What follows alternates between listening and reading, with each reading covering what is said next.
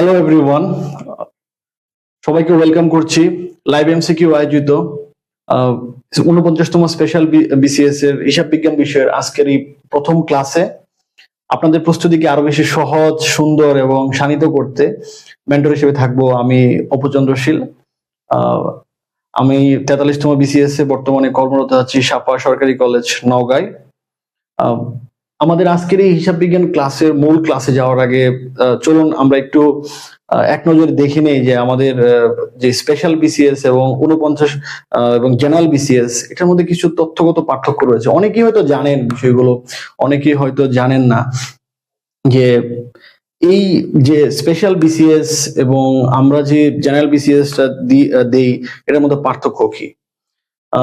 সেখানে পার্থক্য হচ্ছে যে আমাদের প্রিলি কিন্তু 200 মার্কের, হ্যাঁ, সেটা জেনারেলও 200, আবার হচ্ছে যে স্পেশাল বিসিএস ও কিন্তু 200 মার্কের প্রিলি হবে। তাহলে মূল পার্থক্যটা কোথায়? সেটা হচ্ছে যে এই যে স্পেশাল বিসিএস, এই স্পেশাল বিসিএস এ হচ্ছে আপনার এখানে সাবজেক্টিভ থেকে হচ্ছে আমার 100 মার্কের প্রশ্ন আসবে, হ্যাঁ, আর বাংলা, ইংলিশ, তারপরে বাংলাদেশ বিষয়াবলী, ইন্টারন্যাশনাল এবং ম্যাথ, এখান থেকে থাকবে হচ্ছে 100 মার্ক। তাহলে দেখেন এখানে সাবজেক্টিভ হচ্ছে যে সাবজেক্টিভ থেকে থাকতেছে হচ্ছে যে 100, আর বাংলা, ইংরেজি, বাংলাদেশ, আন্তর্জাতিক এবং গণিত, এই 5টা টপিক থেকে থাকবে হচ্ছে 100 মার্কের। কিন্তু আমরা যারা হচ্ছে যে জেনারেল বিসিএস দিয়ে আমরা আসছি, আমাদের সময় কিন্তু এই স্পেশাল বিসিএসটা আমরা পাইনি। তো স্পেশাল বিসিএস এ হচ্ছে যে আপনার এই সাবজেক্টিভ থাকবে হচ্ছে যে পদ সংশ্লিষ্ট যে বিষয় সেখানে 100, আর 5টা টপিক থেকে 100। আর জেনারেলে ছিল যে এখানে এই বাংলা, ইংরেজি, গণিতের সাথে ছিল বিজ্ঞান, আইসিটি, ভূগোল, মানসিক, তারপরে হচ্ছে যে নৈতিকতা, এই বিষয়গুলো আমাদের স্পেশাল বিসিএস এ থাকবে না। স্পেশাল বিসিএস এ আরেকটা বিষয় হচ্ছে যে এখানে যে প্রিলিতে যে মার্কটা পাওয়া হবে, এই প্রিলির মার্কটা কিন্তু হচ্ছে আপনার যোগ হবে, মানে এই প্রিলির মার্কটা হচ্ছে যে মেইন। আর আমরা জেনারেল বিসিএস এর সময় কিন্তু প্রিলির মার্কটা যোগ হইতো না। কেন? এটা একটা আপনাকে বলতেছি, এটা একটু আপনারা বুঝতে পারবেন বলার পরে। সেটা হচ্ছে যে এই যে আমরা প্রিলিমিনারি 200 এবং ভাইভা হচ্ছে 100, এটা হচ্ছে স্পেশাল বিসিএস এর মূল মার্কস, যে প্রিলিমিনারি 200 এবং ভাইভা হচ্ছে 100। এই মার্কের উপর হচ্ছে আপনাদের মেরিট লিস্ট এবং আপনাদের এই জব নির্ভর করবে। তাহলে এখানে দেখা যাচ্ছে যে কোনো রিটার্ন নাই, এটা হচ্ছে স্পেশাল বিসিএস এর সবচেয়ে স্পেশাল দিক। মানে আপনাকে 1100 মার্কের যে রিটেন পরীক্ষাটা, সেই 1100 মার্কের রিটেন পরীক্ষাটা আপনাকে দিতে হচ্ছে না, ঠিক আছে? আপনাকে শুধুমাত্র প্রিলি এবং প্রিলির পরে ভাইবা, এখানে আর কোনো রিটেনের বিষয় নেই।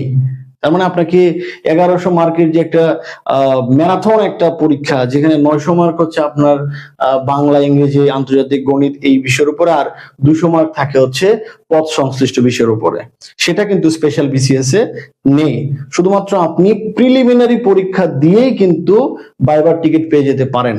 এখন এই যে প্রিলিমিনারি দিয়ে ভাইবার টিকিটটা আপনি পেয়ে যাবেন, এই যে স্পেশাল বিসিএস, এটা কিন্তু সবসময় ঘটে না। যেমন সর্বশেষ হচ্ছে 26তম বিসিএস এ, 26তম বিসিএস এ হচ্ছে আমাদের একটা স্পেশাল বিসিএস হয়েছিল এই 2004 সনে, এই সার্কুলারটা হয়েছিল, পরীক্ষা হয়েছিল 2005-এ। এরপরে 49তম বিসিএস 2025, অলমোস্ট প্রায় 20 বছর পরে একটা স্পেশাল বিসিএস হতে যাচ্ছে। তার মানে আমরা যারা এই বিসিএস পরীক্ষা দিয়েছি, আমাদের মোটামুটি 4-5 বছরের মধ্যে আমরা কোনো স্পেশাল বিসিএস পাইনি। আমাদের সিনিয়ররা হয়তো এটা পায়নি, আরো যারা মোস্ট সিনিয়র, অনেক বেশি সিনিয়র, তারা এটা পেয়েছে। 26তম বিসিএস এটা পেয়েছে প্রায় 20 বছর আগে। তো তো এটা বলা যায় যে আগামী হয়তো 5-10 বছর পরে এটা আবার আরেকটা স্পেশাল বিসিএস আসে কিনা এটাও বলা যাচ্ছে না। সো এই জন্য এটা একটা সত্যি একটা গোল্ডেন অপরচুনিটি। যারা হিসাব বিজ্ঞান বা হচ্ছে নিজের বিষয়ে ভালো করবে, হ্যাঁ, সাথে ওই 100 মার্কের সাথে, তারা কিন্তু সত্যি একটা বড় একটা সুযোগ পেতে যাচ্ছে। এই সুযোগটা কেন, এখানে একটা বিষয় দেখেন, পিএসসি যে কথাটুকু বলেছে সেটা হচ্ছে যে তাদের ধারণা, বা এই কথাটা শুনতে পাচ্ছি, তাদের ধারণা না, তাদের পক্ষ থেকে যে কথাটা আমরা জানতে পারছি সেটা হচ্ছে যে অক্টোবরে কিন্তু আপনাদের প্রিলিমিনারি পরীক্ষা হয়ে যেতে পারে। সেটা ফার্স্ট উইক বা মিড উইক। হ্যাঁ, আর একটা হচ্ছে যে ডিসেম্বরের ভিতরে সরকার আপনাদেরকে নিয়োগ দিতে চায়। দেখেন, যে অক্টোবরের ভিতরে প্রিলি আর ডিসেম্বরের ভিতরে একদম আপনাদের পদায়ন দিতে চায়। তার মানে আপনি যদি অক্টোবরে প্রিলিতে বসেন, ডিসেম্বরে আপনার চাকরি হয়ে যাচ্ছে।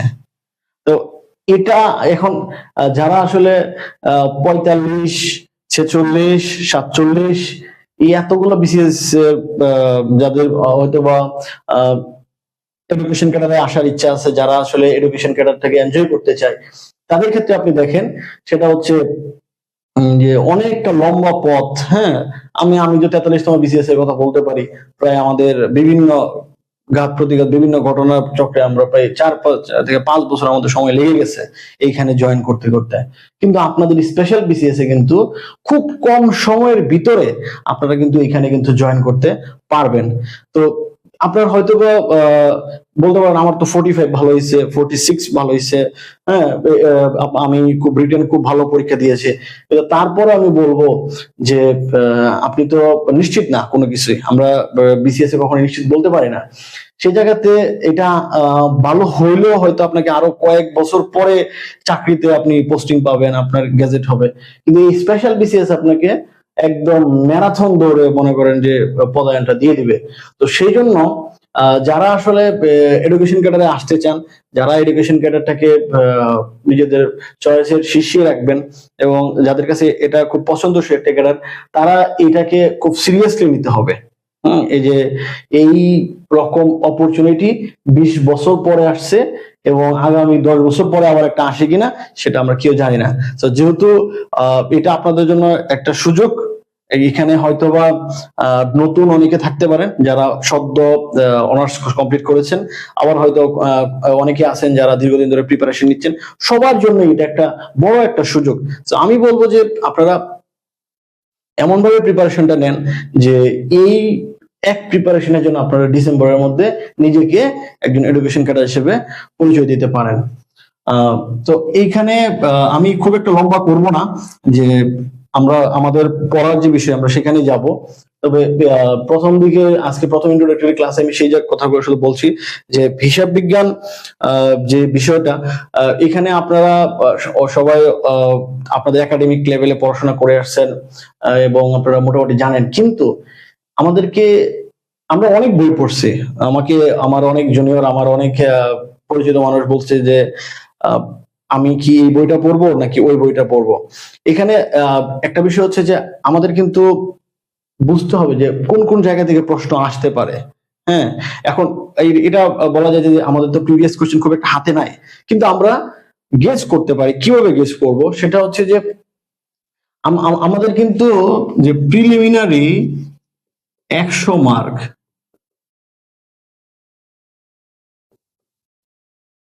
এই 100 মার্কসে কিন্তু আমাদেরকে ভালো করতেই হবে। তো এই 100 মার্কসের ডিস্ট্রিবিউশনটা আমি একটু আগে বলে দিই আপনাদেরকে, তারপরে ডিটেলসে যাচ্ছি। সেই 100 মার্কের মধ্যে ফিনান্সিয়াল অ্যাকাউন্ট, যেটা আপনারা হয়তো সিলেবাসটা দেখেছেন, এটা হচ্ছে যে ফিনান্সিয়াল অ্যাকাউন্ট। ফিনান্সিয়াল অ্যাকাউন্টিং এ কিন্তু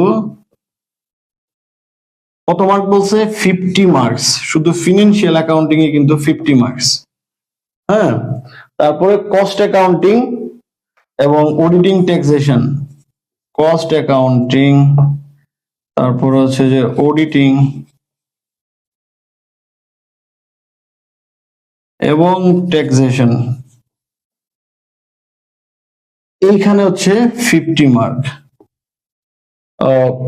তো আমাদেরকে ভাগ ভাগ করে পড়তে হবে। আমাদের কি হচ্ছে যে পিএসসি বলে দিচ্ছে যে 100 মার্কের মধ্যে তোমার 50 মার্ক থাকবে ফিনান্সিয়াল অ্যাকাউন্ট থেকে। ফিনান্সিয়াল অ্যাকাউন্ট তাহলে আমাদের কাছে খুবই খুবই ভাইটাল একটা জিনিস। এবং এই ফিনান্সিয়াল অ্যাকাউন্টে আমরা, মজার বিষয় হলো ফিনান্সিয়াল অ্যাকাউন্টে আমরা আবার সবাই খুব মোটামুটি ভালো পারি, কারণ আমাদের এসএসসি এইচএসসি বা আমাদের অ্যাকাউন্টিং জুড়ে ফিনান্সিয়াল অ্যাকাউন্টিং এর ব্যাপক বা বিস্তৃত অনেক বেশি, আমরা সেটা মোটামুটি সবাই জানি বুঝি। এখানে হয়তো আমরা অনেকেই ভালো মার্কস তুলতে পারবো, কিন্তু বিপত্তিটা ঘটবে কস্ট অ্যাকাউন্টিং, অডিটিং এবং ট্যাক্সেশনে। এখানে আপনারা যে যত বেশি মার্ক তুলতে পারবেন তত বেশি প্রতিযোগিতায় আগেই থাকবেন। একটা কথা মনে রাখতে হবে যে আমাদের এখানে কিন্তু সিট বেশি নাই, 30 জনকে কিন্তু সরকার, খুব সম্ভবত আমি যতটুকু জানি, ভুল হইলে বলে দিন, যে 30 জনকে হচ্ছে আমাদের এবার হিসাব বিজ্ঞান থেকে নিবে, স্পেশাল বিসিএস থেকে। তাহলে আপনাকে ততটাই ভালো করতে হবে যতটা ভালো করলে হচ্ছে আপনি নিজেকে নিরাপদ জায়গায় নিতে পারেন এবং আপনি ভাইবার অন্তত টিকিটটা পান। তো ভাইবার টিকিট পাইতে গেলে আপনাকে ওই জেনারেল পার্টের 100 সাথে সাথে কিন্তু এই যে আমাদের সাবজেক্টিভ যে বিষয়, সাবজেক্টিভে কিন্তু খুবই ভালো মার্কস তুলতে হবে। কারণ সাবজেক্টিভে আপনি যদি ভালো মার্কসটা না তুলেন তাহলে কিন্তু কম্পারেটিভলি আপনি পিছিয়ে যাবেন। যেহেতু এটা প্রতিযোগিতামূলক পরীক্ষা, আপনাকে এখানে ভালো মার্কস তুলতে হবে।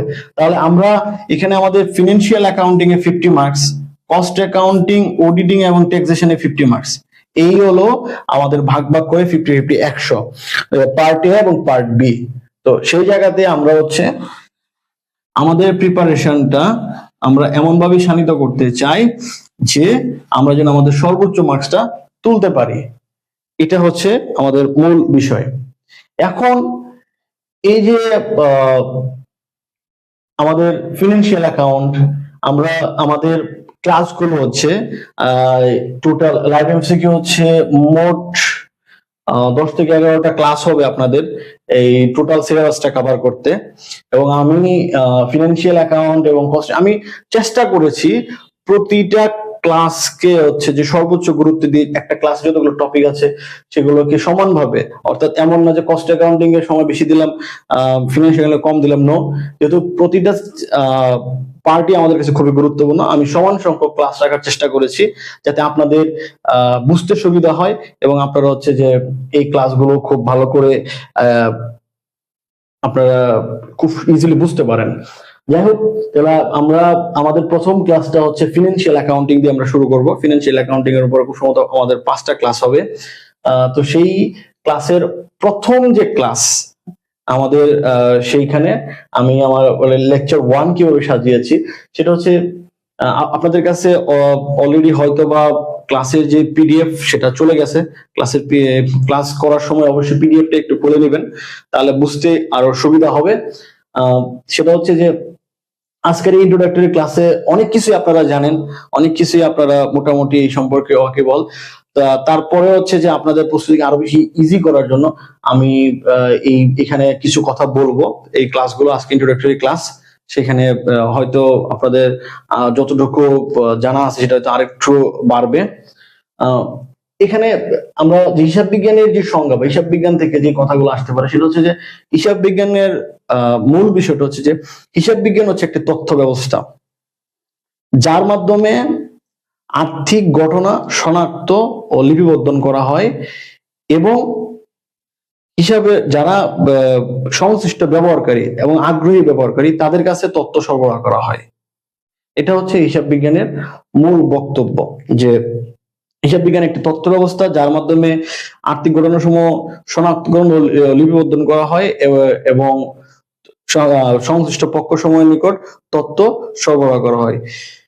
এই হিসাব বিজ্ঞানের আমরা যদি অবজেক্টিভের দিকে তাকাই, সেটা হচ্ছে যে হিসাব বিজ্ঞানের প্রাথমিক যে উদ্দেশ্য, হিসাব বিজ্ঞানের প্রাথমিক উদ্দেশ্য হচ্ছে যে আর্থিক ঘটনাসমূহ হিসাবের বইতে শনাক্তকরণ এবং লিপিবদ্ধকরণ, এবং হিসাব বিজ্ঞানের প্রধান উদ্দেশ্য হচ্ছে সংশ্লিষ্ট পক্ষ সমূহের নিকট হচ্ছে তথ্য সরবরাহকরণ। এখন প্রশ্ন আসতে পারে এরকম যে what is the main objective of accounting. এই জায়গাতে আপনি যদি বলেন যে two record transaction or economical events, it's not correct. এখানে কিন্তু হিসাবের বইতে শনাক্তকরণ বা লিপিবদ্ধকরণ হচ্ছে হিসাব বিজ্ঞানের মূল উদ্দেশ্য না। হিসাব বিজ্ঞানের মূল উদ্দেশ্য হচ্ছে তথ্য সরবরাহকরণ। এটা হচ্ছে হিসাব বিজ্ঞানের মূল উদ্দেশ্য, এটা সবাই মাথায় রাখবেন।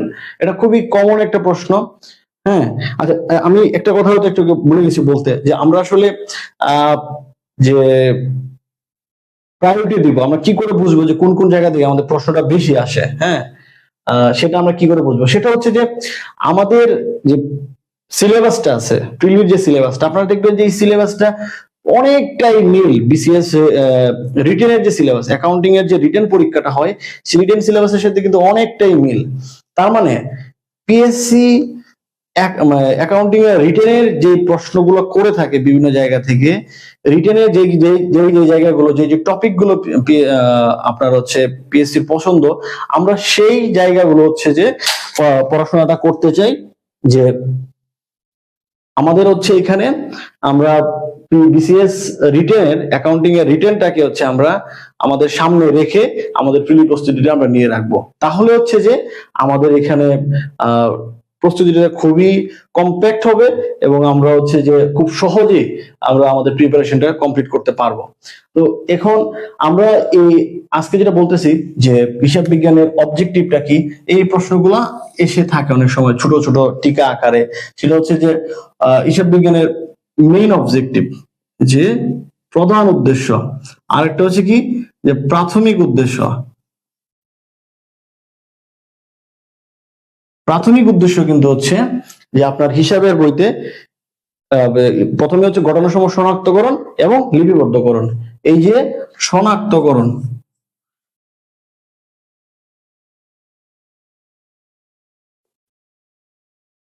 ও লিপিবদ্ধকরণ,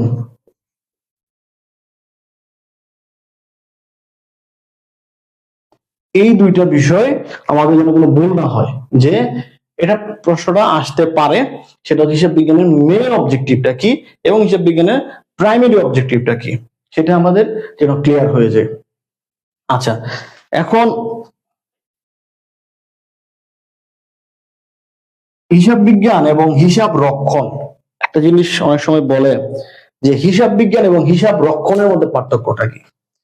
যে হিসাব বিজ্ঞান হচ্ছে যে লেনদেন সমূহ শনাক্তকরণ, লিপিবদ্ধকরণ এবং সংশ্লিষ্ট পক্ষসমূহের নিকট তথ্য সরবরাহকরণ, যার কারণে কিন্তু হিসাব বিজ্ঞানকে একটা ইনফরমেশন সিস্টেম বা তথ্য ব্যবস্থা বলা হয়। একই সাথে এই যে আমরা যদি হিসাব বিজ্ঞানের যে রেকর্ডিং প্রসেসটার দিকে তাকাই, সেখানে দেখবেন যে এক,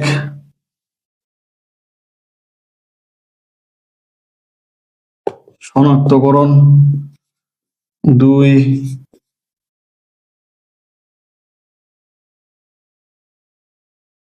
লিপিবদ্ধকরণ। এখন এই যে লিপিবদ্ধকরণ, আমরা একটু এখানে থামি। লিপিবদ্ধকরণকে আমরা আবার হচ্ছে যে এখানে তিন ভাগে ভাগ করতে পারি। সেটা কি, যে লেনদেন বিশ্লেষণ, অর্থাৎ আপনি এটাকে হচ্ছে যে শনাক্ত করার পরে এটাকে লিপিবদ্ধ করে বিশ্লেষণ করবেন, কোনটা ডেবিট কোনটা ক্রেডিট। হ্যাঁ, এই লেনদেনটা আসলে কি জাতীয় লেনদেন, এটা আপনি হচ্ছে এখানে বিশ্লেষণ করবেন, যে লেনদেন বিশ্লেষণ। আচ্ছা, আমি এটা মানে এটা এখানে আমি কিছু টপিক লিখে রাখছিলাম যে আজকে আমাদের ক্লাসের যে যে টপিক গুলো আমি পড়াবো, আমার এটা আমি একটু মুছে দিই, পরে তাহলে আপনাদের বুঝতে আরো সুবিধা হবে।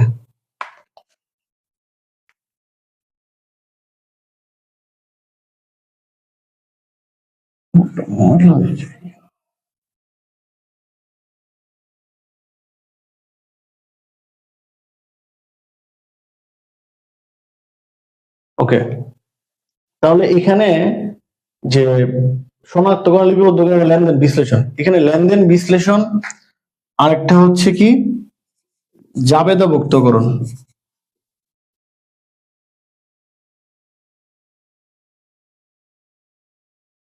দেখেন প্রথমে আমরা কি বললাম যে লিপিবদ্ধকরণের ভিতরে প্রথমে আপনি লেনদেনটা বিশ্লেষণ করবেন যে লেনদেনটা কোনটা ডেবিট কোনটা ক্রেডিট কি জাতীয় লেনদেন, তারপরে আপনি এটাকে জাবেদাভুক্ত জার্নালাইজেশন করতে হবে।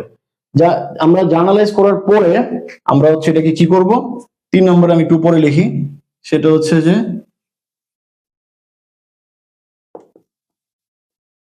খতিয়ানে স্থানান্তর।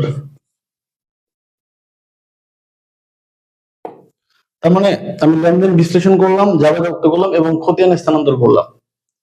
এই যে পার্টটা 3টা কাজ করলাম এটাকে আমরা বলবো লিপিবদ্ধকরণ।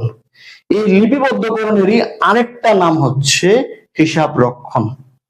ক্লিয়ার? তাহলে যখনই কেউ বলবে যে হিসাব বিজ্ঞান আর হিসাব রক্ষণের মধ্যে পার্থক্যটা কি, সেটা হচ্ছে যে হিসাব বিজ্ঞান হচ্ছে শনাক্তকরণ, লিপিবদ্ধকরণ এবং তথ্য ব্যবস্থা। হিসাব বিজ্ঞান হচ্ছে এই 3টা পার্টের সমন্বয়।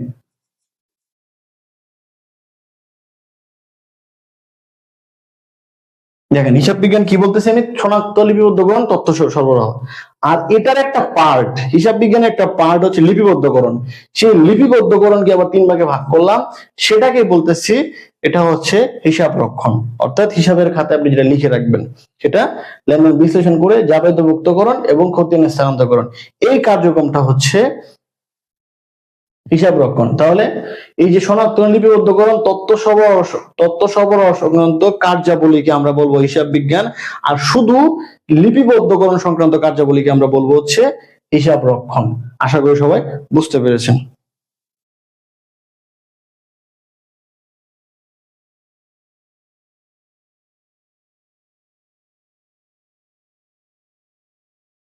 ওকে, এটা মুছে না কেন?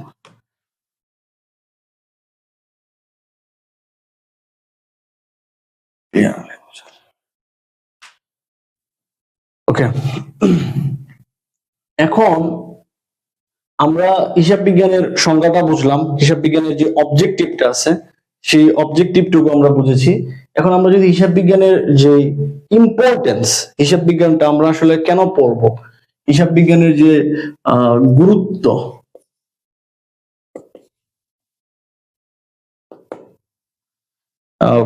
সেটা আসতে পারে খুব একটা যে অবজেক্টিভ আকারে, বাট এটা জানাটা জরুরি। কারণ আপনাকে অনেক সময় কিছু অপশন দিয়ে কনফিউজ করে দিবে, যে আবার বলবে যে 2টাই কারেক্ট, 3টাই কারেক্ট, সব কোনোটাই নয়।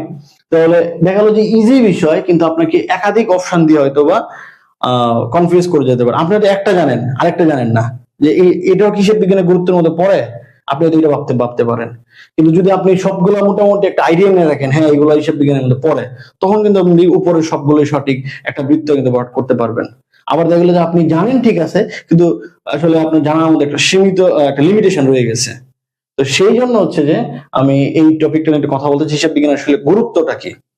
আমরা অলরেডি বুঝে গেছি হিসাব বিজ্ঞানের একেবারে প্রথম যে কাজটা সেটা হচ্ছে যে তথ্য সরবরাহ করা, যে তথ্য সরবরাহে তথ্য সরবরাহ হচ্ছে যে সহায়তা করা। যে যারা সংশ্লিষ্ট পক্ষসমূহ তাদের কাছে হচ্ছে তথ্য সরবরাহে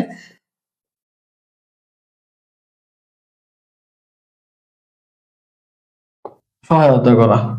যে আমাদের অ্যাকাউন্টিং এর আমরা হচ্ছে যে একটা আর্থিক প্রতিবেদন প্রস্তুত করে সংশ্লিষ্ট পক্ষের কাছে তথ্য সরবরাহ করব। এই যে তথ্যটা যে আমরা পাবো সেটা একটা হিসাব বিজ্ঞানের একটা মূল কাজ, তাহলে অবশ্যই এটা হিসাব বিজ্ঞানের একটা গুরুত্বের মধ্যে পড়ে।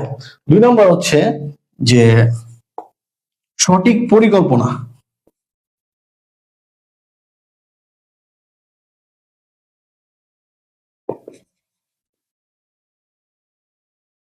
ও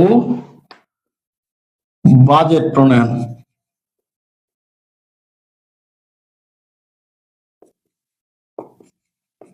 যে আপনি সঠিক পরিকল্পনা করবেন কিভাবে, আপনার কাছে যদি তথ্য থাকে তখনই কিন্তু আপনি পরিকল্পনা করতে পারবেন। হ্যাঁ, আপনি কোনো কিছু জানেন না, কিভাবে পরিকল্পনা করবেন, আপনাকে জানতে হবে। তো যখন আপনি একটা ফিনান্সিয়াল স্টেটমেন্ট সম্পর্কে, তার অ্যাসেট লায়াবিলিটি অনেক কিছু সম্পর্কে আপনি জানেন, তখন আপনি একটা সঠিক পরিকল্পনা করতে পারবেন। এবং বাজেট প্রণয়ন খুবই ইম্পর্টেন্ট।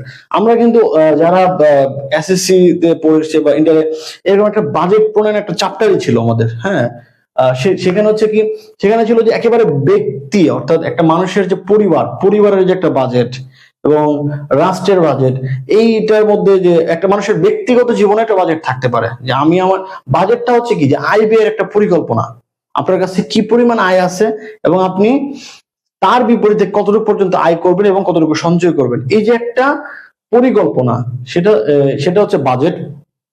আমি এটা ডিটেলস আরেকদিন বলবো। এখন এই যে সঠিক পরিকল্পনা এবং বাজেট প্রণয়নে, সেটা ম্যাক্রো ইকোনমিতেই আমরা ধরে নেই, সেই বাজেট প্রণয়নে কিন্তু হিসাব বিজ্ঞান একটা বিরাট ভূমিকা পালন করে। এবং আরেকটা বিষয় হচ্ছে যে যে প্রাতিষ্ঠানিক,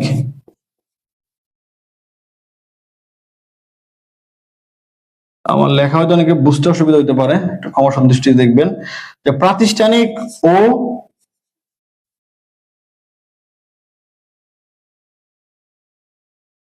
ব্যবসায়িক যে সিদ্ধান্ত,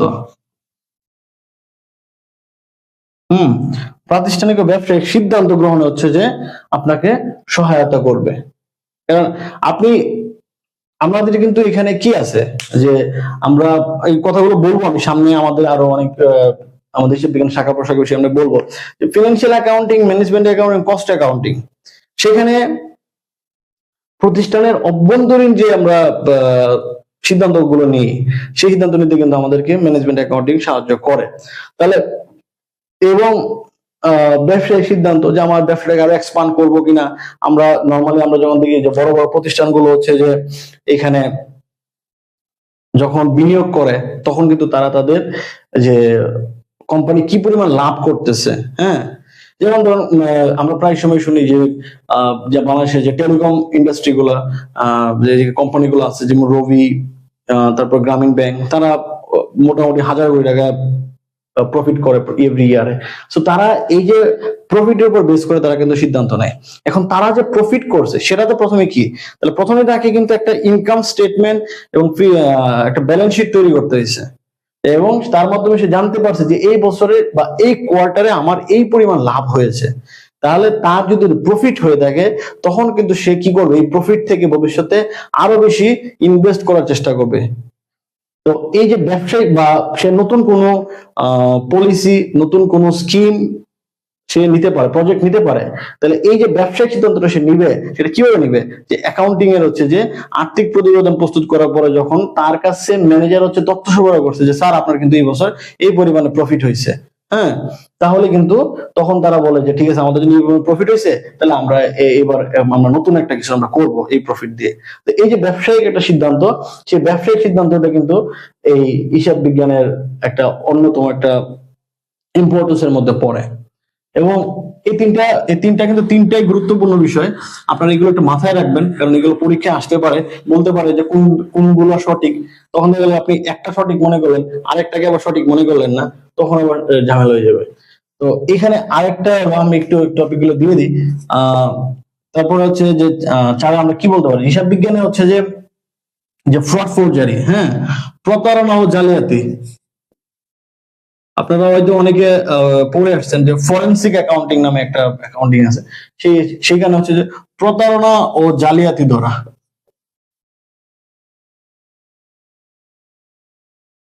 জালিয়াতি রোধ। যে একটা কথা আছে না বাংলায়, যে কাজের গরুর হিসাবে থাকে, হ্যাঁ, যে আপনি যখন আপনার প্রতিষ্ঠানের, সেটা এক মালিকানা হোক, অংশীদারি হোক বা যৌথ মালিকানাধীন হোক, আপনার যদি এখানে হিসাব না থাকে, আপনি যদি না জানেন যে কি পরিমাণের কাঁচামাল আপনি ব্যবহার করতেছেন, ব্যবসার মধ্যে কি পরিমাণ লাভ হচ্ছে, কি পরিমাণে আপনার এখানে খরচ হচ্ছে, আয় ব্যয়ের যদি হিসাবটা না থাকে, তখন কিন্তু আপনার এখানে প্রতারণা করা খুব সহজ হয়ে যাবে। এবং আপনার যদি আহ একদম পাই টু পাই হিসাব থাকে বা একটা সিস্টেমেটিক ওয়েতে আপনি যদি হিসাবগুলো চলমান রাখেন, তখন কিন্তু আপনি সহজে ধরে ফেলতে পারবেন, না আমার তো এত টাকা ছিল, তাহলে এখানে এত টাকা কম কেন, স্বাভাবিক। এটা একদম মানুষের ব্যক্তিগত মানবিক থেকে শুরু করে একদম প্রতিষ্ঠান পর্যন্ত, যখন আপনি এটা হিসাবের মধ্যে থাকবে তখন কিন্তু আপনি ফ্রড ফোরজারি ধরতে পারবেন। কিন্তু যখন আপনার মধ্যে আপনি কোনো হিসাব রাখতেছেন না, যেভাবে খুশি ভাবে খরচ করতেছেন, ইনকাম করতেছেন, তখন কিন্তু প্রতারণা জালিয়াতি ধরতে পারবেন না। তাহলে হিসাব বিজ্ঞান তার আর্থিক প্রতিবেদন এবং আর্থিক যে ফলাফল, যে স্টেটমেন্ট তৈরি করে প্রতিষ্ঠানকে হচ্ছে যে প্রতারণা ও জালিয়াতি রোধ করতে কিন্তু সাহায্য করে। তারপর হচ্ছে যে ডকুমেন্টস, যদি আমরা ধরি যে একটা ডকুমেন্টস এর অনেক কিছু, আপনি ব্যবসার মধ্যে প্রফিট করছেন, হ্যাঁ, সেখানে হচ্ছে 500 কোটি টাকা, আপনি কিন্তু চাইলেই লুকাইতে পারবেন না, ঠিক আছে, কারণ এখানে অনেক স্টেক হোল্ডার আছে। এখন এই যে অ্যাকাউন্টিং হচ্ছে যে সে তার যারা হচ্ছে, আমি বলবো যে সামনে, যারা হচ্ছে মূলত ইউজার, যারা তাদের কাছে প্রকাশ করতেছে যে এই বছর কিন্তু তার এত প্রফিট হয়েছে, তাহলে সে কিন্তু একটা ডকুমেন্ট হিসেবে থেকে গেল, এবং এটা সর্বত্র একদম প্রতিষ্ঠান থেকে শুরু করে আদালত পর্যন্ত সব জায়গায় কিন্তু এটার একটা গুরুত্ব থাকবে। তাহলে ডকুমেন্ট সংরক্ষণে বা দলিল পত্রাদি হচ্ছে যে দলিল সংরক্ষণে হচ্ছে যে এটা সহায়তা করে। তো এই যে এখানে মোটামুটি এই বিষয়গুলো আরো আছে অনেক কিছু, তবে মেনলি আমি হয়তো অনেক আরো 8-10টা এতগুলো মনে থাকবে না। মেইন যে বিষয়গুলো বললাম হিসাব বিজ্ঞানের যে গুরুত্বের মধ্যে, সেটা হচ্ছে তথ্য সরবরাহ করা, তারপর হচ্ছে যে প্রাতিষ্ঠানিক এবং হচ্ছে ব্যবসায়িক যে সিদ্ধান্ত, সেই সিদ্ধান্ত গ্রহণে হচ্ছে আপনাকে সহায়তা করবে। তারপরে সঠিক পরিকল্পনা এবং যে বাজেট প্রণয়ন করতে আপনাকে সহায়তা করবে। ফ্রড ফরজারি, প্রতারণা জালিয়াতি রোধ করতে আপনাকে সহায়তা করবে, এবং লাস্টের দিকে আমি বলছি যে দলিল সংরক্ষণে আপনাকে সহায়তা করবে। এই হিসাব বিজ্ঞান আপনি যদি যথোপযুক্ত নিয়ম অনুসরণ করে হিসাব বিজ্ঞানের কার্যাবলী সম্পন্ন করেন, তাহলে হিসাব বিজ্ঞান কিন্তু আপনাকে এই সহায়তাগুলো করবে। আচ্ছা, এরপরে আমরা আরেকটা বিষয়ে চলে যাব, সেটা হচ্ছে যে হিসাব বিজ্ঞানে আমি তো এতক্ষণ ধরে বলেছি যে তথ্য সরবরাহ, যেটা হচ্ছে হিসাব বিজ্ঞানের মেইন উদ্দেশ্য, সেই তথ্যটা আসলে কাকে সরবরাহ করব? হ্যাঁ, যে ইউজার্স অফ অ্যাকাউন্টিং, বা ইনফরমেশন, যাই ধরুন বললাম না, এখানে আমি যদি এটাকে ভাগ করি তাহলে এখানে কিন্তু দুইটা জিনিস হবে। হ্যাঁ, একটা হচ্ছে ইন্টারনাল আর একটা হচ্ছে এক্সটার্নাল। একটা হচ্ছে ইন্টারনাল ইউজার আর হচ্ছে এক্সটার্নাল ইউজার। অর্থাৎ এই যে আর্থিক প্রতিবেদন বা ব্যালেন্স শিট তৈরি করে আমরা যে আর্থিক অবস্থাটা জানতে পারি, যে প্রতিষ্ঠানের আর্থিক অবস্থাটা কেমন আছে, তার অ্যাসেট লায়াবিলিটি কি অবস্থায় আছে, এই যে আমরা জানতে পারি, বা তার প্রফিট কিরকম হয়েছে, তার লস হয়েছে কিনা, হইলে কিরকম হয়েছে, সেইটা যে আমরা জানতে পারি। এখন এই তথ্যটা মানে আমরা প্রতিবেদন তৈরি করলাম, ব্যালেন্স শিট তৈরি করলাম, ফিনান্সিয়াল স্টেটমেন্ট তৈরি করলাম, করার পর লাভটা কি, এটা কারা ব্যবহার করে, সেটা আমরা এখানে জানবো। এখান থেকে প্রশ্ন আসতে পারে এরকম যে অমুক কি ইন্টারনাল ইউজার না এক্সটার্নাল ইউজার, এরকম কিন্তু প্রশ্ন আসতে পারে। এখন আমি খুব সহজ করে বুঝাই দিচ্ছি আপনাদেরকে, সেটা হচ্ছে যে ইন্টারনাল ইউজার গুলো বুঝবেন কি করে, যখন দেখবেন যে ম্যানেজার, হ্যাঁ, শব্দটা আছে, কথার কথা, সেটা কিরকম, যে জেনারেল ম্যানেজার, তারপর হচ্ছে আপনার সেলস ম্যানেজার, এইচআর ম্যানেজার, এরকম যত ম্যানেজাররা আছে, হ্যাঁ, তারা কিন্তু প্রতিষ্ঠানের ইন্টারনাল ইউজার, কারণ তারা সিদ্ধান্ত গ্রহণ করে। তো এই যে সিদ্ধান্তটা সে গ্রহণ করবে, তো সিদ্ধান্ত গ্রহণ করতে কি লাগবে, তথ্য লাগবে, অ্যাকাউন্টিং ইনফরমেশন লাগবে। তাই এই যে ম্যানেজার, তারা যে তথ্যটা পাবে, সেই কারণে এইখানে এই ম্যানেজার হচ্ছে ইন্টারনাল ইউজার। এরপর আমরা এখানে আরো যদি দেখি, সেটা হচ্ছে যে ডিরেক্টরস। ডিরেক্টরস এর মধ্যে আপনি যেমন ম্যানেজিং ডিরেক্টর, এমডি, তারপরে ফাইন্যান্সিয়াল ডিরেক্টর, তো এরকম যারা হচ্ছে ডিরেক্টর পর্যায়ে থাকবে, বোর্ড অফ ডিরেক্টরস, তো এই ডিরেক্টরস হচ্ছে কোম্পানির ইন্টারনাল ইউজার। তারপর হচ্ছে অবশ্যই যার কথা না বললে সে গুসা করবে, সে হচ্ছে যে সিইও। সিইও তো মাস্ট, ঠিক আছে, তার কথা আগে কথা তো বলতে হবে। সিইও হচ্ছে ইন্টারনাল ইউজার। এরপরে হচ্ছে আপনি আর কাকে বলতে পারেন, যেমন হচ্ছে যে অফিসার, হ্যাঁ, প্রতিষ্ঠানের কিছু অফিসাররা থাকে অনেক সময়, যারা হচ্ছে যে এই তথ্যগুলো ছাড়া তারা এটা ইমপ্লিমেন্ট করতে পারে না, এবং হচ্ছে যে আমাদের চিফ অ্যাকাউন্টেন্ট, হ্যাঁ, তারপর হচ্ছে যে internal auditor. Internal auditor, mind it, auditor না কিন্তু ইন্টারনাল অডিটর। অডিটর একজন আর ইন্টারনাল অডিটর কিন্তু আলাদা। তাহলে এই যে managers, director, CEO, officer, chief accountant, internal auditor, এরা হচ্ছে এই প্রতিষ্ঠানের হচ্ছে যে ইন্টারনাল ইউজার। এরা কি? এরা হচ্ছে যে অ্যাকাউন্টিং ইনফরমেশনের ইন্টারনাল হচ্ছে ইউজার্স। তাহলে আমরা এটা মোটামুটি সহজে বুঝে গেলাম কারা হচ্ছে প্রতিষ্ঠানের ইন্টারনাল ইউজার। এরপর হচ্ছে যে আমরা যদি একটু এক্সটার্নাল ইউজারের দিকে তাকাই, এক্সটার্নাল ইউজার আসলে কারা? এক্সটার্নাল ইউজার হচ্ছে যে আপনার এখানে প্রথমেই যার কথা না বলে নাই সেটা হচ্ছে কোম্পানির মালিক। কোম্পানির মালিক কে? কোম্পানির মালিক হচ্ছে শেয়ার হোল্ডার। এই যে শেয়ার হোল্ডার্স, সে কিন্তু কোম্পানির মালিক। তা মানে সে তো একেবারে মানে চাতক পাখির মতো তাকায় থাকবে কোম্পানি কবে লাভ করবে আর কবে আমি হচ্ছে প্রফিট পাবো, লভ্যাংশ পাবো, ডিভিডেন্ড পাবো। তো এই শেয়ার হোল্ডার মূলত তাকে জানাইতেই হবে যে তোমার কোম্পানি, এই কোম্পানিতে এসে যে শেয়ারটা কিনছে লাভ করছে না লস করছে, ঠিক আছে। তারপরে হচ্ছে আপনার প্রসপেক্টিভ আমরা ইনভেস্টর ধরতে পারি, যে প্রসপেক্টিভ ইনভেস্টর। আপনারা এটা লিখে রাখতে পারেন ক্লাস করার সময় বোঝার সুবিধার্থে, যে শেয়ার হোল্ডার এবং প্রসপেক্টিভ মানে সম্ভাব্য যে বিনিয়োগকারী। আপনার প্রতিষ্ঠানে যদি প্রফিট করে, প্রতিষ্ঠান যদি সবসময় আরো বেশি ভালো হয় এবং দিনকে দিন যদি প্রতিষ্ঠানে উত্তরোত্তর এটা সাফল্য হয়, তখন কিন্তু দেশে বিদেশে হোমেন অ্যাব্রোড থেকে কিন্তু ইনভেস্টর আসবে আপনার এখানে বিনিয়োগ করতে। এই যে প্রসপেক্টিভ ইনভেস্টর, এখন তারা কিভাবে বিনিয়োগ করবে? এটা এই যে আপনার মানে অ্যাকাউন্টিং ইনফরমেশনের ভিত্তি করে যে ফিনান্সিয়াল যে স্টেটমেন্টের মাধ্যমে আপনি যে তথ্যটা ক্রিয়েট করছেন, আপনার ইনকাম এবং ব্যালেন্স শিটের কি অবস্থা, সেটার উপর ভিত্তি করে কিন্তু এই প্রসপেক্টিভ ইনভেস্টররা কিন্তু আপনার এখানে বিনিয়োগ করবে।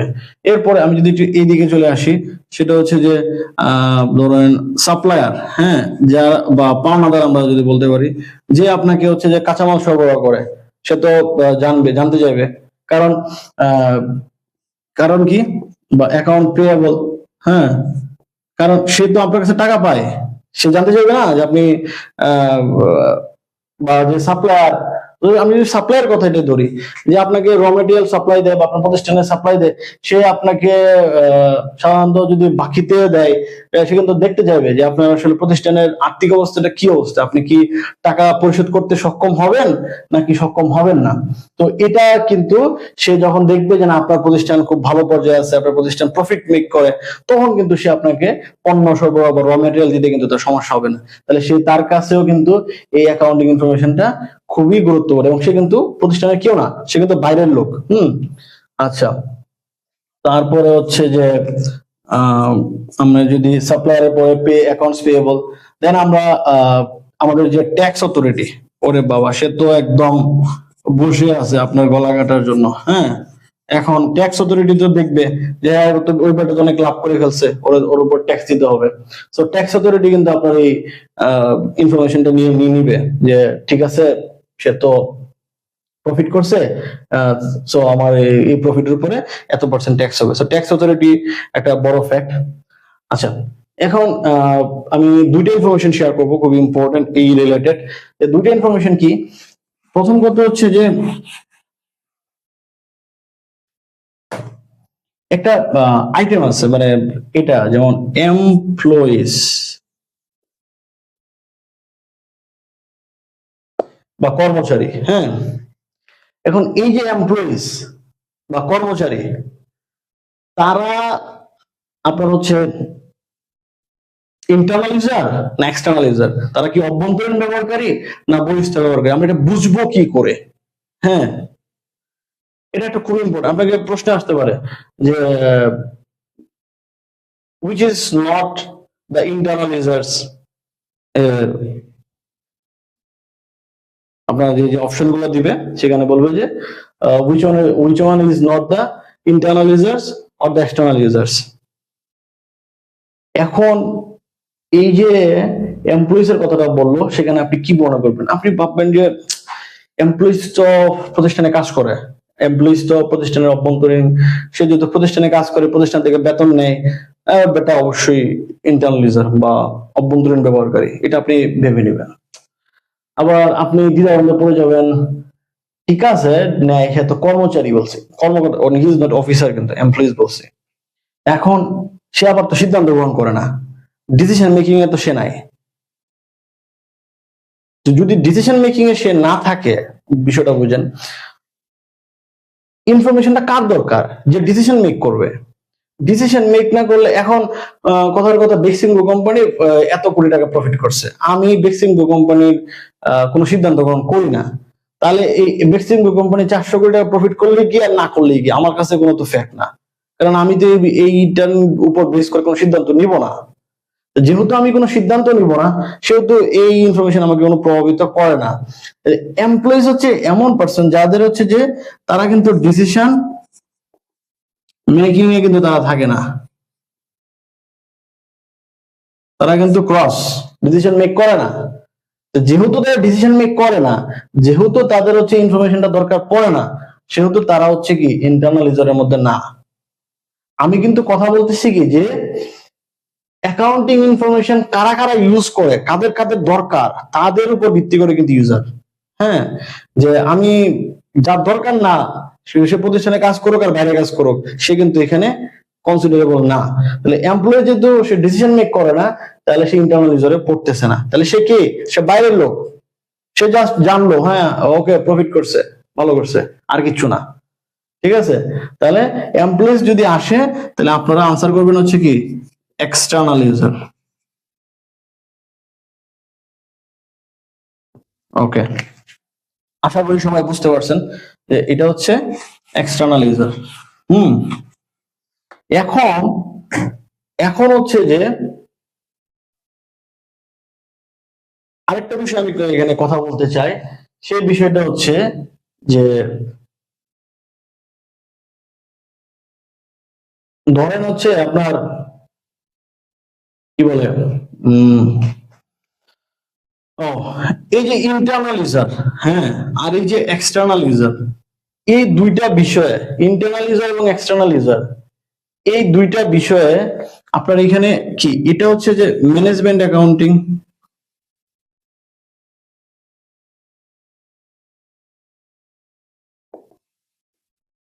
ম্যানেজমেন্ট, সরি ম্যানেজমেন্টটা লিখি নাই,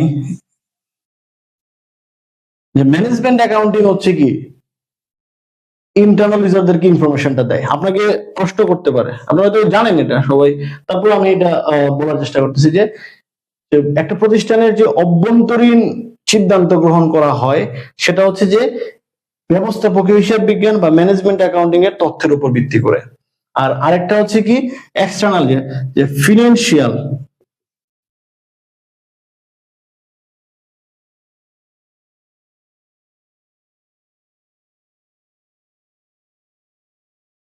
এই যে ফিনান্সিয়াল, এই ফিনান্সিয়াল অ্যাকাউন্টিং এর তথ্য কারা ব্যবহার করে? এক্সটার্নাল ইউজাররা। তাহলে এক্সটার্নাল ব্যবহার করে কি ফিনান্সিয়াল অ্যাকাউন্টিং, আর ইন্টারনাল ব্যবহার করে ম্যানেজমেন্ট অ্যাকাউন্টিং। এটা যেন, এটা খুবই সহজ, কিন্তু কেউ যেন ভুল না করে। হ্যাঁ, তাহলে আমরা বুঝতে পারলাম কারা কারা ইউজার, কারা কারা ইন্টারনাল ইউজার, কারা কারা এক্সটার্নাল ইউজার, এবং এমপ্লয়িজ কি ইন্টারনাল না এক্সটার্নাল, প্লাস হচ্ছে যে এই ম্যানেজমেন্ট অ্যাকাউন্টিং সেটা হচ্ছে যে এর উপর ভিত্তি করে কাজ করে যে ইন্টারনাল ইউজার, আর ফাইন্যান্সিয়াল অ্যাকাউন্টিং এর ভিত্তি করে কাজ করে এক্সটার্নাল ইউজার। সো আমরা মোটামুটি বিষয়টাতে আমরা ক্লিয়ার করতে পারলাম। এবং আর এখানে আরেকটা বিষয় হচ্ছে যে অনেকে প্রশ্ন করে যে যে ব্যবসার ভাষা, যে হিসাব বিজ্ঞানকে কেন ব্যবসার ভাষা বলা হয়, এরকম একটা প্রশ্ন থাকে অনেক সময়, যে বা হয়তো ভাইবা তো জিজ্ঞেস করতে পারে, আমাকে জিজ্ঞেস করছিল, হ্যাঁ 41তম বিসিএস আমাকে জিজ্ঞেস করছিল যে হিসাব কেন বিজ্ঞান। হ্যাঁ, তো সেইভাবে আপনাদেরকে জিজ্ঞেস করতে পারে যে হিসাব বিজ্ঞানকে কেন ব্যবসার ভাষা বলা হয়। যেহেতু হিসাব বিজ্ঞান তথ্য সরবরাহ করে, এবং হিসাব বিজ্ঞান তথ্য সরবরাহের মাধ্যমে হচ্ছে সিদ্ধান্ত গ্রহণে সহায়তা করে, সেই জন্য হিসাব বিজ্ঞানকে ব্যবসায়ের ভাষা বলা হয়। কি বলছি? যে হিসাব বিজ্ঞান হচ্ছে যে তথ্য, আগ্রহী বা সংশ্লিষ্ট পক্ষ সময়ের নিকট তথ্য সরবরাহ করে সিদ্ধান্ত গ্রহণে সহায়তা করে, তার জন্য হিসাব বিজ্ঞানকে হচ্ছে যে ব্যবসায়ের ভাষা বলা হয়। আচ্ছা, ইউজার্স আমাদের শেষ।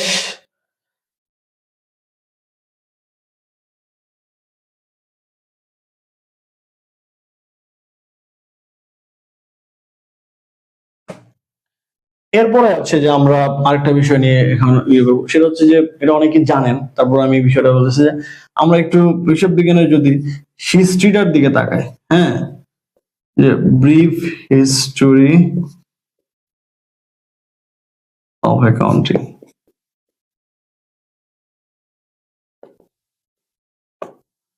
যে এটা ব্রিফ হিস্টোরি অফ অ্যাকাউন্টিং এর একটা মেইন জিনিস হচ্ছে যে এটা জনককে এক কথায় আপনারা সবাই বলতে পারবেন, Luca Pacioli. Yes, absolutely right.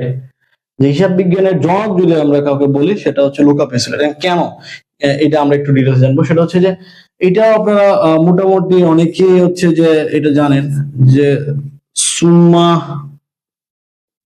এটা লেখা আছে আমার পিডিএফ, আপনারা দেখে নেবেন, সুম্মাডি এরিথমেটিকা।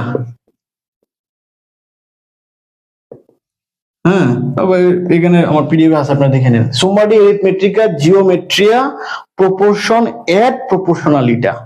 এই যে বইটা ভদ্রলোক লিখেছেন, এই বইটার উপর ভিত্তি করে কিন্তু আমাদের হিসাব বিজ্ঞানের ডেবিট ক্রেডিট আসছে। কি আসছে যে সুম্মাডি এরিথমেটিকা জিওমেট্রিয়া প্রপোর্শন এট প্রপোর্শনালিটা, সেটা হচ্ছে প্রকাশ পাইছে 1494 সালের 10 নভেম্বর। ঠিক আছে, 1494 সালের 10 নভেম্বর হচ্ছে যে সুম্মাডি এরিথমেটিকা জিওমেট্রিয়ার এই বইটা প্রকাশিত হয়েছে। এবং এই বইটাতে হচ্ছে মোট 36টি অধ্যায় আছে। কয়টা?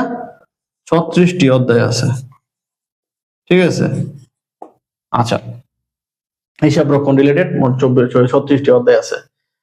এখন এখানে একটা মজার বিষয় হচ্ছে যে যে এইখানে একটা অধ্যায় আছে, সেই অধ্যায়টার নাম কি? সেই অধ্যায়টার নাম হচ্ছে, আমি এখানে লিখি, সেটা হচ্ছে যে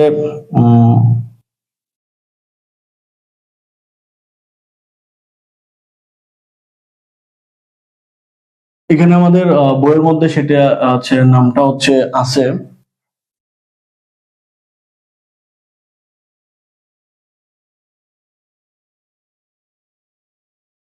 যে এটা হচ্ছে যে পার্টিকুলার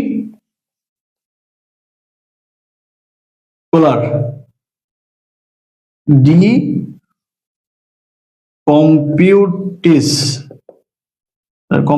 পার্টিকুলার ডি কম্পিউটিস এট, তারপর হচ্ছে স্ক্রিপ্ট চুরিস।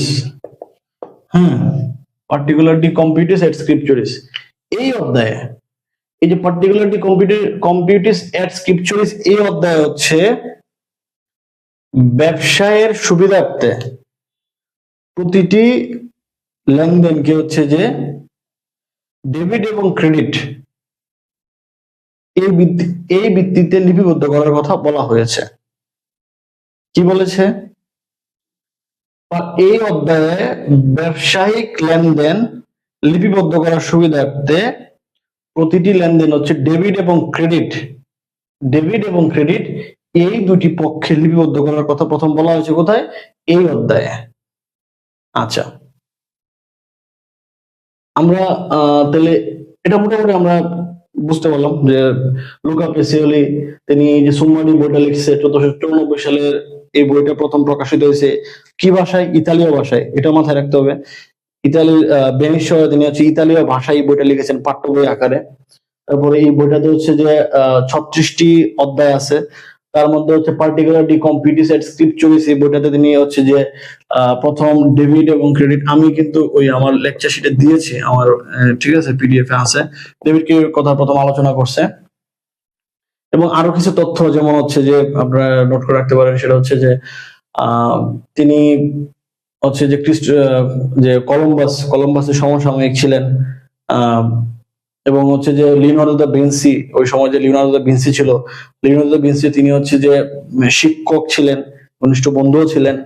হ্যাঁ, এই ভদ্রলোক অনেক কিছু করছেন। এখন তারই ডেবিট ক্রেডিটের উপর ভিত্তি করে নতুন একটা সিস্টেম আসছে, সেটা হচ্ছে ডাবল এন্ট্রি সিস্টেম। আমি এখন এটা নিয়ে কথা বলবো, যে ডাবল এন্ট্রি সিস্টেমটা নিয়ে।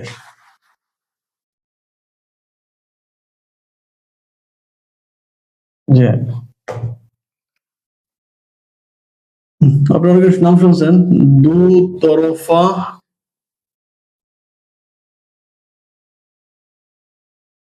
দাখিলা পদ্ধতি, হ্যাঁ, বা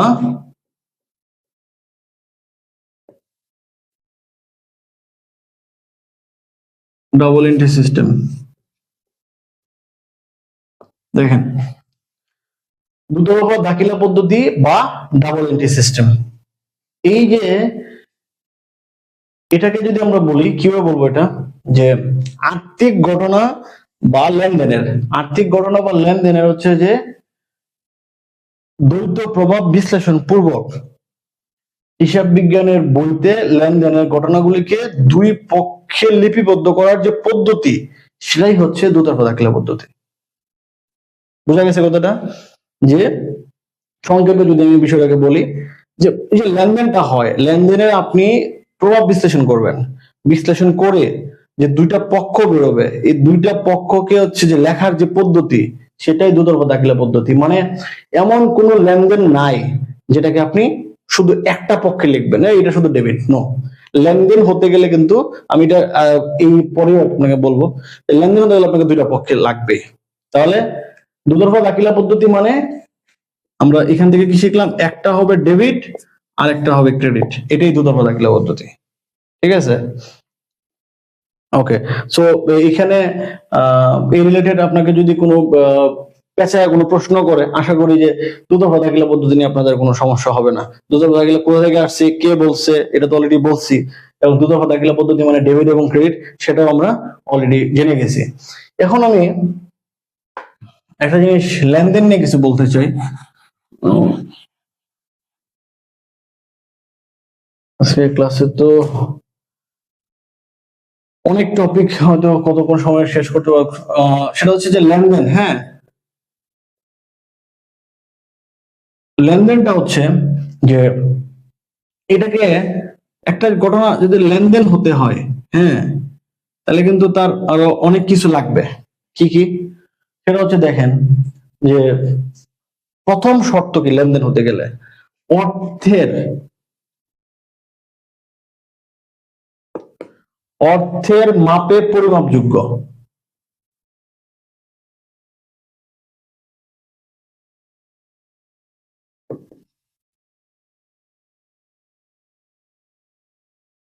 এখানে লিখে দিই, কারণ অর্থের মাপে পরিমাপযোগ্য একটা।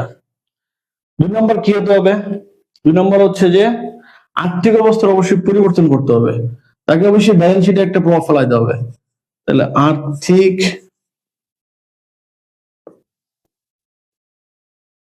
এই কথাগুলো আপনারা একটু লিখে রাখেন, হ্যাঁ, যে এটা অনেক সময় আসতে পারে যে লেনদেন দিয়ে বলবে যে নিচের কোনটা হচ্ছে যে লেনদেন হওয়ার অন্যতম শর্ত।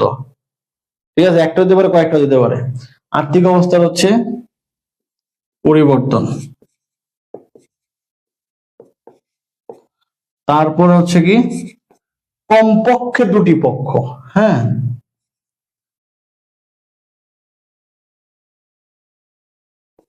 কমপক্ষে দুটি পক্ষ।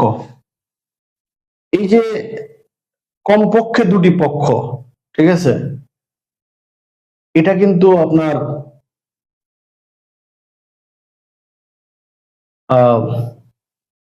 লেনদেন হওয়ার জন্য প্রথম শর্ত। তো আমরা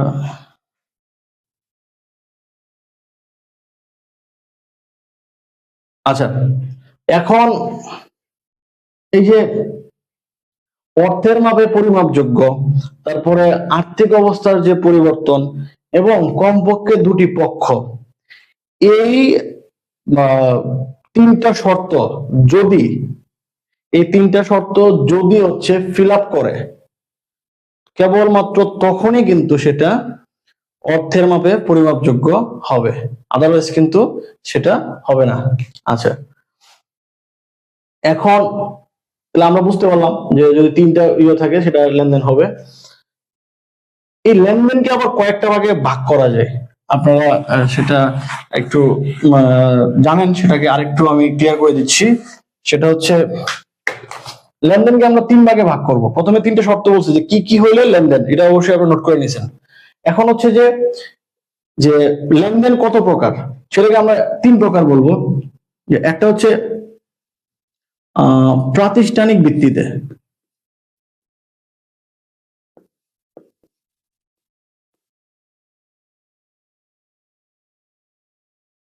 একটা হচ্ছে প্রাতিষ্ঠানিক ভিত্তিতে, আর একটা হচ্ছে আপনার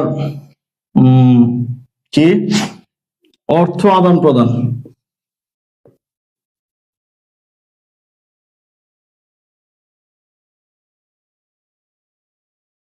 অর্থ আদান প্রদান,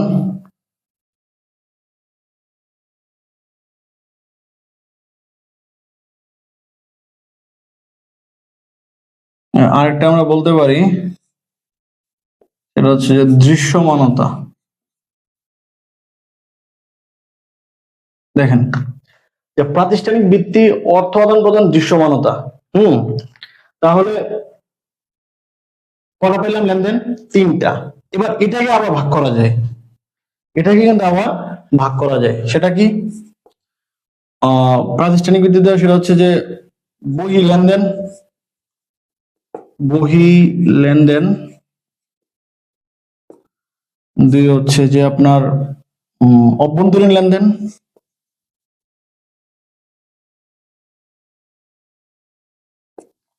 অভ্যন্তরীণ লেনদেন। অর্থ আদান প্রদানের দিকে আমরা কি দেখব? এটাকে আবার 3 ভাগে ভাগ করা যায়। হ্যাঁ, একটা হচ্ছে নগদে, 2 হচ্ছে ধারে, 3 হচ্ছে অনগদ। দৃশ্যমানতাকে আমরা ভাগ করব, সেটাকে 2 ভাগে। একটা হচ্ছে দৃশ্যমান, আর একটা হচ্ছে অদৃশ্যমান। ঠিক আছে? তো এই যে প্রাতিষ্ঠানিক ভিত্তিতে বহি লেনদেন, অভ্যন্তরীণ লেনদেন, অর্থ আদান প্রদানের ভিত্তিতে নগদে, ধারে, অনগদ লেনদেন, দৃশ্যমানতা, দৃশ্যমান, অদৃশ্যমান। এখানে যে বহি লেনদেন কোনটা, সেটা হচ্ছে যে আমি যদি পণ্য ক্রয় বিক্রয় করি, তাহলে অবশ্যই আমার একটা বাইরের লোক থাকবে। হ্যাঁ, সে ধারে বা বাকি যেভাবে হয় কিনা সেবা সেবা প্রদান করি, পণ্য ক্রয় বিক্রয়, তারপর হচ্ছে সেবা প্রদান, এগুলো হচ্ছে বহি লেনদেন। অভ্যন্তরীণ লেনদেন কি? অভ্যন্তরীণ লেনদেন হচ্ছে যেমন অবচয়, এটা হচ্ছে একটা অভ্যন্তরীণ লেনদেন। তারপরে মুনাফা থেকে হচ্ছে যে সঞ্চিতিতে স্থানান্তর,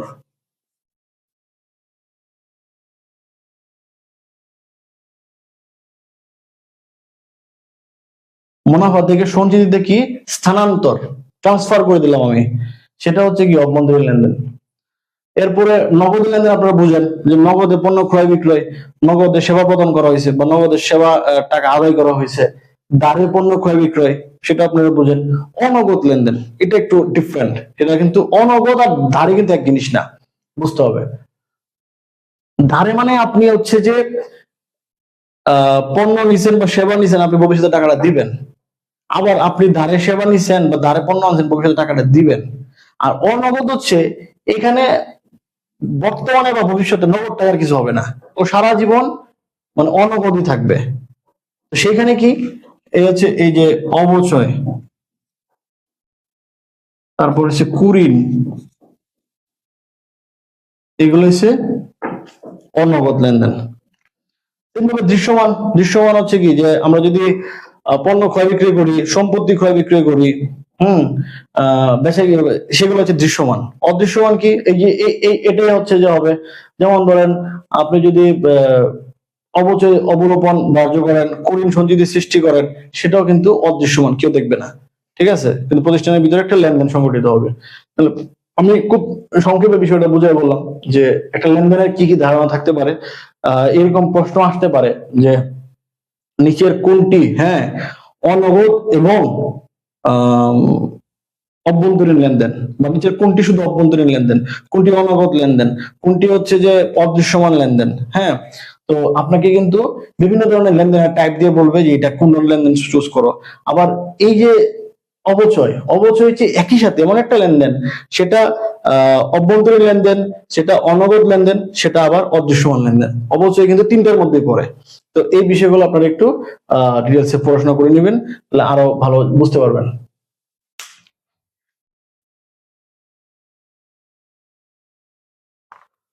আচ্ছা,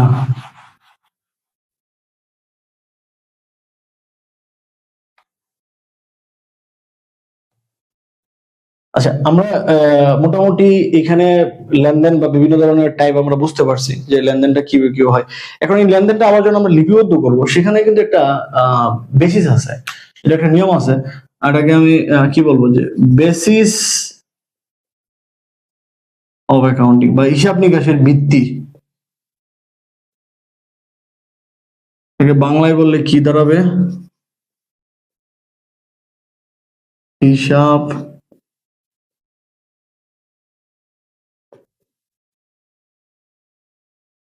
হিসাব নিকাশের ভিত্তি। যে একই লেনদেন সমজাতীয় প্রতিষ্ঠান, হ্যাঁ, কথার কথা স্কয়ার ফার্মাসিউটিক্যালস এবং বেক্সিমকো ফার্মাসিউটিক্যালস সমজাতীয় প্রতিষ্ঠান, দুইটা একই, ঠিক না? এখন একই লেনদেন কেউ লিপিবদ্ধ করে, কেউ লিপিবদ্ধ করে না, কেউ হিসাবের খাতায় তুলে, কেউ তুলে না। কেন? এটাই হচ্ছে এই বেসিস অফ অ্যাকাউন্টিং এর মূল জায়গাটা, যে সমজাতীয় প্রতিষ্ঠান একই ঘটনা কেউ লিপিবদ্ধ করে, কেউ লিপিবদ্ধ করে না। সেটা কিভাবে, সেটা নিয়ে একটু আলোচনা করব। যে আর্থিক ঘটনা লিপিবদ্ধ করার ভিত্তি হচ্ছে দুইটা, একটাকে বলা হয় হচ্ছে যে বকেয়া ভিত্তি, হ্যাঁ, বা ইংরেজিতে কি বলে, অ্যাক্রুয়াল। আর দুই হচ্ছে নগদ বা ক্যাশ। আমাদের একটু মনোযোগ দিয়ে শুনেন আপনারা, সেইটা কি করে বুঝবেন। সেটা হচ্ছে যে বকেয়া ভিত্তির মূল বক্তব্য হচ্ছে যখন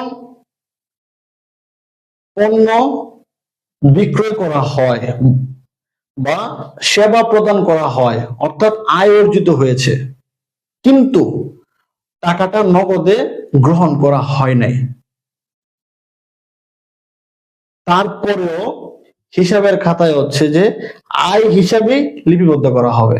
অর্থাৎ পণ্য বিক্রয় বা সেবা প্রদান করার পরে নগদে গ্রহণ করা হোক বা না হোক, সেটা আয় হিসাবেই কাউন্ট হবে। এবং ব্যয় সংগঠিত হওয়ার পরে নগদ টাকা দেওয়া হোক বা না হোক, সেটা ব্যয় হিসাবেই কাউন্ট হবে। এটার কথা বলতেছে বকেয়া ভিত্তি। বকেয়ার কথা হলো যে যখনই আয় অর্জিত হবে, হয়তো টাকা দিছেন আমাকে কিন্তু এটা আয়, যখনই খরচ হয়ে গেছে কিন্তু আমি টাকা দিছি না, হয়তো দাঁড়িয়ে আছে এটা কিন্তু ব্যয়, তখনই তুমি খাতা লিখে ফেলো। ওকে, এটা হচ্ছে বকেয়া ভিত্তির কথা। আর নগদ ভিত্তি বলতেছে যে শুধুমাত্র যখন নগদ টাকা পাবো, নগদ টাকা গ্রহণ করা হয়, তখনই সেটা আমার আয়। আমার যখন নগদ টাকা আমি পাই নাই, হ্যাঁ, মানে আমি কথার কথা একটা পণ্য বিক্রি করছি কিন্তু কাস্টমার আমার টাকা দেয় নাই, তো যেহেতু আমি নগদ ভিত্তিতে হিসাব লিখি, আমি এটাকে আয় হিসেবে নিতেছি না। কারণ কি, যতক্ষণ না সে আমাকে টাকা দিচ্ছে ততক্ষণ আমার এটা আয় না। তাহলে যখনই আপনার হচ্ছে যে নগদ টাকার মানে নগদে যদি প্রাপ্তি হয় তাহলে সেটা আয়, আর নগদে প্রদান কেবল তখনই এটা ব্যয়। তো নগদে যদি প্রাপ্তি হয় তাহলে এটা আয়, নগদে প্রদান করলেই সেটা ব্যয়। কিন্তু বকেয়া ভিত্তি বলতেছে না, এগুলো না। যখনই আমার সেবা আমি দিয়ে দিছি, পণ্য বিক্রি করে ফেলছি, তার মানে আমার আয় হয়ে গেছে, দিব না, আজকে না দিছে কালকে দিব। যখনই আমি একটা পণ্য বাকিতে আনছি, তখন আমি ব্যয় হিসেবে লিখছি। আমার কথা হলো যে আমি তো পণ্যটা নিয়ে এসে পড়ছি, আমাকে তো কালকে দিতে হবে, তার মানে এটা আমার ব্যয় হয়ে গেছে। এটা হলো বকেয়া ভিত্তির কথা। আর নগদ হলো নগদে বিশ্বাস করে। এখন প্রশ্ন হলো যে কারা কোনটা আসলে ফলো করে। তাহলে আপনারা এখানে নোট করে রাখবেন, সেটা হচ্ছে যে বড় বড় প্রতিষ্ঠান, বড় বড় প্রতিষ্ঠান হচ্ছে যে এই বকেয়া ভিত্তি ফলো করে। হ্যাঁ, বড় প্রতিষ্ঠান কাদের কি ফলো করে? বকেয়া ভিত্তি। বুঝে গেছে? বড় প্রতিষ্ঠান ফলো করবে বকেয়া ভিত্তি, আর ছোট প্রতিষ্ঠান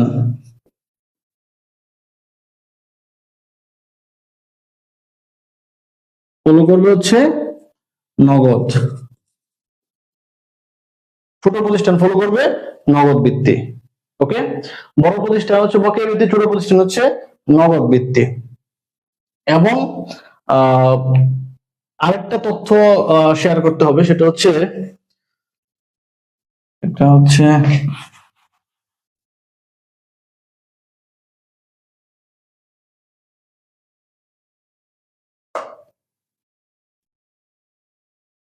ওটা কিরকম। আচ্ছা, আরেকটা হচ্ছে যে আপনার এখানে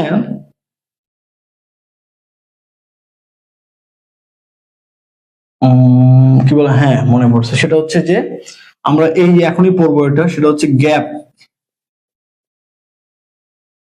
এই গ্যাপ ও আইএফআরএস, এটা লিখে রাখেন। গ্যাপ ও আইএফআরএস এই দুইটা জিনিস, গ্যাপ ও আইএফআরএস এই দুইটা জিনিস হচ্ছে আপনার বকেয়া ভিত্তিকে সমর্থন করে।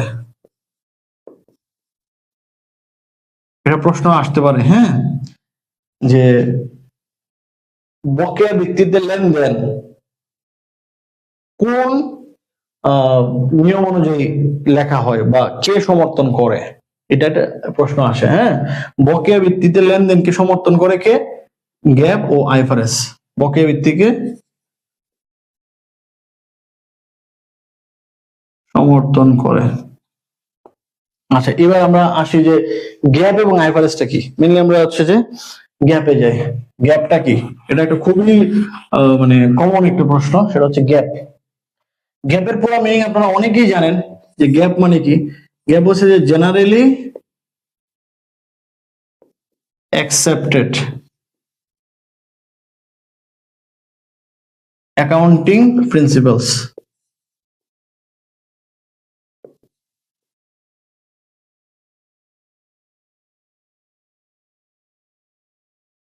এটা আছে, আমি আর পুরোটা লিখতেছি না, যে গ্যাপ হচ্ছে জেনারেলি অ্যাকসেপ্টেড অ্যাকাউন্টিং প্রিন্সিপালস। তাহলে এই গ্যাপ হচ্ছে, এটা একটা মানে it is a set of rules, standards and procedure, মানে নিয়ম নীতির একটা খেলা। যে এই গ্যাপটি হচ্ছে যে একটা নীতিমালা।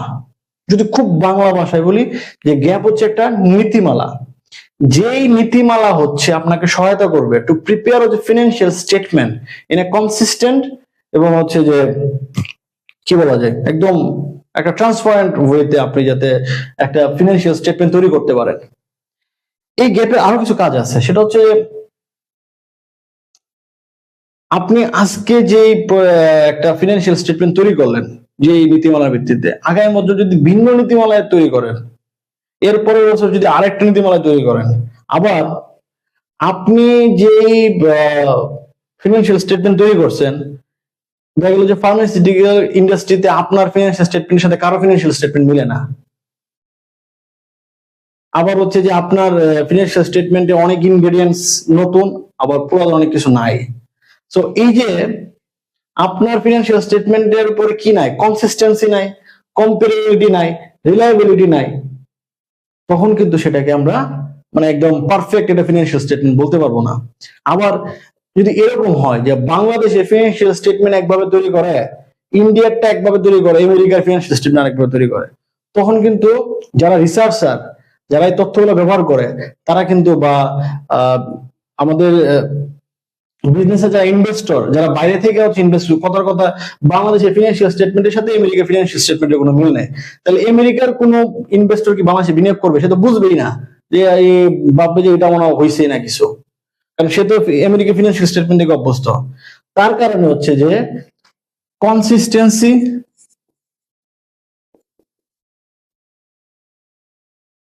কম্পারেবিলিটি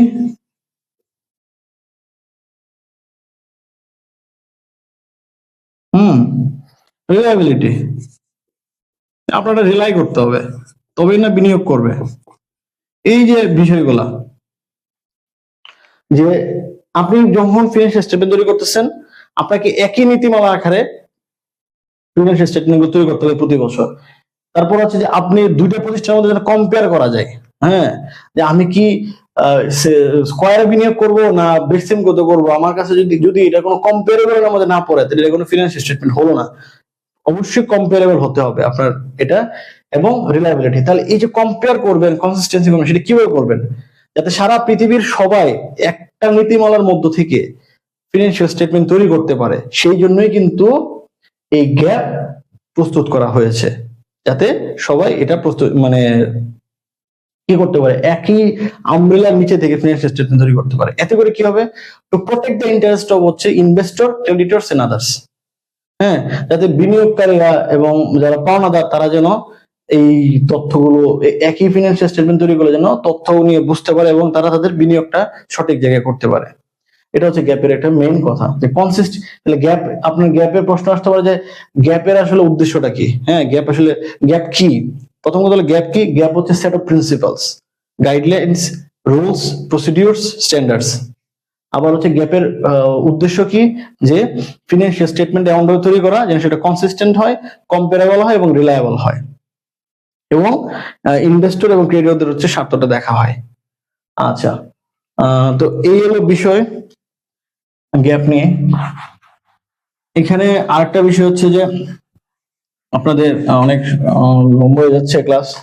আচ্ছা, আমি সংক্ষেপে একটা জিনিস, মানে এখানে হচ্ছে যে স্ট্যান্ডার্ডস, হ্যাঁ, অ্যাকাউন্টিং এর কিছু স্ট্যান্ডার্ডস আছে। সেটা কি, যে আইএফআরএস, একটু আগে বলছিলাম আইএফআরএস মানে আমি আমার ইয়েতে আছে, দেখে নেবেন, যে international financial reporting standard, international financial reporting standard. তারা হচ্ছে যে সারা পৃথিবী, ওই যে বললাম যে এক এক দেশ যদি এক এক ভাবে যদি ফিনান্সিয়াল স্টেটমেন্ট তৈরি করে তাহলে তো কেউ বুঝবে না, কোন দেশ অন্য দেশের ডাটা ইউজ করতে পারবে না, ইনভেস্টররা ফিনান্সিয়াল স্টেটমেন্ট বড় করে হচ্ছে যে ইনভেস্ট করতে পারবে না, কারণ এক এক দেশে এক একটা করতেছে, যে যার খুশি মতো করতেছে। তো সবাইকে একই ছাতার নিচে আনার জন্য একটা ইন্টারন্যাশনাল ফিনান্সিয়াল রিপোর্টিং স্ট্যান্ডার্ড তৈরি করা হয়েছে। সেটা কে করছে, সেটা হচ্ছে যে ইন্ট্রোডিউসড বাই, এটা আমাকে 43-এর ভাইবে প্রশ্ন করেছিল, হ্যাঁ, 43-এর ভাইবে আমাকে এক্সটার্নাল প্রশ্ন করছিল যে আইএফআরএস কে তৈরি করে, বা আইএফআরএস ইন্ট্রোডিউসড বাই কে। আইএফআরএস ইন্ট্রোডিউসড বাই হচ্ছে আইএএসবি। কে? IASB, International Accounting Standards Board. তারা হচ্ছে এই ফিনান্সিয়াল রিপোর্টিং স্ট্যান্ডার্ড তৈরি করে। এরপর আরেকটা হচ্ছে কি আছে, আইএএস। আইএএস মানে কি, আমার পিডিএফটা দেখবেন, সেটা হচ্ছে international accounting standard, international accounting standard. সেটা প্রথমে দিত, প্রথমে কে কে হচ্ছে এটা মেনটেন করতো, এটা হচ্ছে যে আইএএসসি, ঠিক আছে, 2001 সালে, 2001 সাল পর্যন্ত খুব সম্ভবত আইএসসি দিত। এরপরে এখন এটা আবার আইএসবি দেয়, ওকে, এখন আবার এটা আইএসবি দেয়। এখন আইএস এর অনেকগুলো আপনার হচ্ছে যে প্রোটোকলস আছে, সেটা আমি দেখাবো। আইএস এর প্রোটোকলস গুলা কি কি সেটা আমি কিছু দিচ্ছি, যেমন ধরেন আইএস 1 আছে, আইএস 7 আছে, হ্যাঁ, এরকম আইএস 16, 17, এরকম ও আইএস 48, অনেকগুলো আছে। সো সবগুলো পড়া দেখেন, ইম্পর্টেন্ট কিছু আমি বলে দেবো, আপনারা পড়ে নেবেন। এখানে হচ্ছে যে আইএস 1 কি, যে স্টেটমেন্ট, স্টেটমেন্ট অফ হচ্ছে যে ফিনান্সিয়াল স্টেটমেন্ট, সরি ফিনান্সিয়াল কি বলা যায়, রিপোর্টিং, এরকম কিছু একটা। তারপর হচ্ছে 7,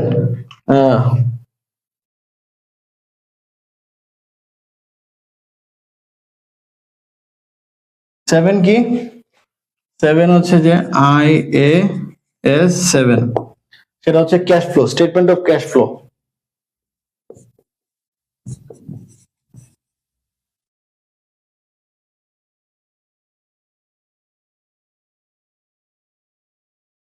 এরকম অনেকগুলো বিষয় দেওয়া আছে, আমি নেক্সট ক্লাসে আবার এই আইএস নিয়ে একটু আলোচনা করব।